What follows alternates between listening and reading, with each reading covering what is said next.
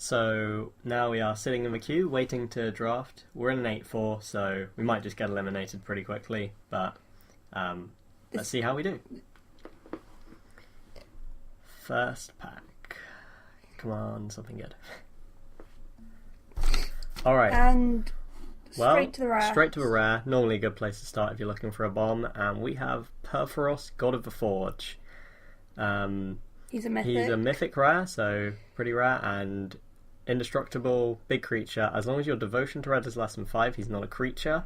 Whenever another creature enters the battlefield under your control, he deals 2 damage to each opponent, and you can pay 3 mana to pump your whole team slightly. Okay. I think this is probably just the best card impact. This is a solid bomb. It makes all of your creatures do more damage when they come in, and if you can get your devotion to red up to 5, he will just destroy your opponent. He'll just win you the game now, a few times. That's going to be tricky, but I think this is probably the best thing. Apart from that, there are some... Magma Jet's very Magma good. Jet is a great removal spell. The Scry just makes it very, very consistent. It lets you see what's coming up and fix your draws. And Rage of Perforos is okay. Sip of Hemlock, it's not amazing, but you just have to play it. It's 6 sometimes. mana, but it does just destroy something. Apart from that, well, there's a couple of other creatures in here which are interesting, but we're just going to take this Perforos. Take the Perforos. Boom. Okay, next up. So, in terms of red cards, which is the colour we're in so far, there's Coordinated Assault. There's this decent combat trick, but I'm not sure if I just want to take a combat trick now. I'd rather build up a lot of creatures first. Satyr Rambler, he's okay, but he's a bit small. He only has 1 toughness, I don't like that. He's not very good. I've never seen someone play this card and get good effect from him, and I think it's just too small for 2 mana. So I think the best creatures in this pack are Nimbus Naiad, Helios Emissary, or Nessie and Asp. Yeah, we have 2 good evasive creatures with bestow abilities, which is a good place to be. Or we have this Nessie and Asp. There's also a Horizon Chimera. This is put us into 3 colours, and I don't want to do that now. So no. This guy's just huge, which is kind of evasion because it just can't block it very easily. This is flying, so it's legitimately evasion, and this taps things when it attacks. Which one do you think is best? Personally, I'd choose a Nessie and Asp. I actually think the flyer. Well, we've got 3 seconds. I'm going to take this Windrake. Windrake being a 3 mana 2/2 flyer. Alright. So we have another Nimbus Naiad. Yep. And apart from that, we have rain removal spells. There's a Spark Jolt, but this barely counts, I think. 1 damage doesn't do much. Yeah, 1 damage will not kill very many things. And just because it's got Scryward doesn't make it playable. This rare is pretty much junk. It just gives a random... you exile some cards from the top of your decks and then you randomly get them onto the battlefield when you decide, so I don't think we're going to want that. It's a fun rare, but it probably won't win you any games. Well, lose you as many as it does win. Minotaur Skill Cleaver is a solid creature. It comes in, it hits them for 4 damage on the first turn, and then it sticks around as a guy. You can put auras on it. This guy's okay as heroic and stops me from blocking, but I still think Nimbus Naiad is a very good pick here. We do want to be careful though, because we've got Perforos, our devotion to red's important, so we want to be more heavily red. It is true, but I think Nimbus now Naiad is a good card. More evasive creatures is probably the way to go. Okay, so Nimbus Naiad. Yep.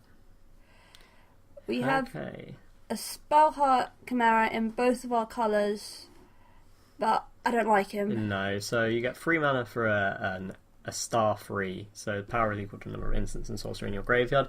The problem is, unless you have cast a lot of spells already, this guy's only going to be a 1/3 or a 2/3 most games, and that's not really that good for 3 mana. It's okay for 3 mana, but it's hard to cast because you need both colours of mana. You might not get that. Half the time he's going to be a 0/3. And there are other cards in the pack that I think we should take instead. Namely this Nimbus Naiad, so we can have 3 Nimbus Naiads. Third one. There's nothing wrong with having more of these guys. These are fine. I mean, even if Perforos just sits there and shocks them for 2 every time you play a creature, he's still decent. It's not the best, but he's still... I like Titan Strength. Boulder Fall is again removed, but it's 8 mana. It's 8 mana. And you never cast it. So here we go, Nimbus Naiad. Okay, we have finally run out of Nimbus Naiads to take. Instead, we have this Portent of Betrayal. You steal a creature for a turn, you get to scry 1. I think these are okay, but I'm not sure. I like them in the aggressive deck. I'm not sure how they'll do here. Yeah, I'm not sure how aggressive our deck will actually turn out yet.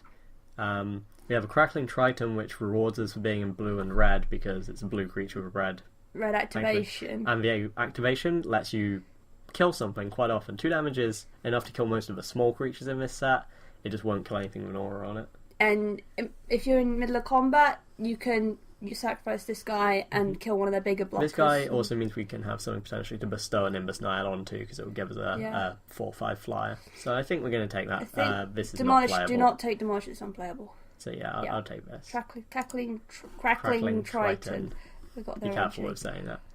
Okay, so I jumped straight to 2-headed Cerberus because of the red in his mana cost, and then if you bestow a Nimbus Naiad onto him, you have a 3/4 flying double strike. That seems very good. That's pretty good. Yeah, 3/4 flying and double strike is a good place to be, and if they have no flyers, that's 6 damage a turn. Weirdly enough, we are getting mostly just 3 mana cards right now, so our curves are going to need some work, but we'll see something, I'm sure. We'll see what comes around. Apart from that, Burnished Heart is very powerful, actually. This lets you get 2 basic lands, but I agree with what you say about making a 3/4 double strike and fly. And with 2 towards your devotion. Yeah, also counts. adding 2 towards our turning Perforos into a 6/5. Let's try and take this guy and take the see where two-headed it winds Cerberus. up. Okay. So at this point, in our colours, there's not very much. We can take this 0/6 with Defender, but I feel like our deck wants to be hitting things. It doesn't want creatures to just sit there and block. So, Sato Rambler is 2 well, mana, but you can bestow. We basically have a choice between a 2 mana 2/1 or a 2 mana 2/1 with Trample, which costs a coloured mana of one of our colours. And I think, but it's the red mana we need. I think also adds a devotion, and with flying, this guy could actually do some work. I think so. Yeah, we'll see if he ends up in the deck. I'm just going to sort this by converted mana cost so we can actually see where our cards lie. So here there's nothing very really. little. Do you want me to take the Fox? Let's just have a look. Triton Shore Thief, I don't like. He's a 1 mana 1/2. He's just I don't think this guy does enough for us to take it. I would basically never play this card. I have no problem saying that. Yeah, it's just don't like it. Doesn't do anything. I don't think we splash green for Destructive Revelry. We want to stay 2 colours. So we take the Fox because I like the artwork. Yep. Okay, now we actually have some cards we can play. Again, we have this 2 mana 2/1. I don't think we want that too highly. There's a Messenger's Speed. This card it does something, but I don't think it does something that's worth spending a card on doing it. Trample and Haste on a single creature is not that amazing. No. Coastline Chimera, I think that's fine. Ignore the 1 white activation ability. I just want to take this 4 mana guy. 4 mana 1/5 flyer is not the worst thing I've ever seen. So here, I think we're going to take this other Sato Rambler. Dragon Mantles. It draws a card when it comes in, but this is true actually. And I'm not a fan of the little enchantments. I don't know, maybe. And if we put it on the Cerberus, if we put it on a Cerberus or on one of our flyers, it's good, and it increases your devotion. It's harder to get rid of quite often. There's a lot of enchantment removal in this set. True. Should we hit the Dragon Mantle? I think I'll take the Dragon Mantle. I don't see us playing 2 Satyrs. And I also want to say. So now we have a choice: Spark Jolt and Boulder Fall, and Spark Jolt has Scry 1 written on it. But I don't think we'll play either. We probably won't put this in our main deck, but it's worth remembering you have cards like this in your sideboard. If someone has a lot of 1 toughness creatures, you can bring this in and maybe actually kill something. Okay, so Boulder Fall's too much mana. Messenger Speed, as we just said, doesn't do anything, so we can take. We're going to take the Pretty Fox. There we go. And 2 cards that. We're more likely to play the Triton Shore Thief. I think I'm more likely to play Demolish actually if they have a really powerful artifact. There are 5 really good artifacts in this set, but sometimes people have. Yes, really. Okay. Well, Savage Surge. Yeah. We're not playing it. And a Plains. Here is a Plains.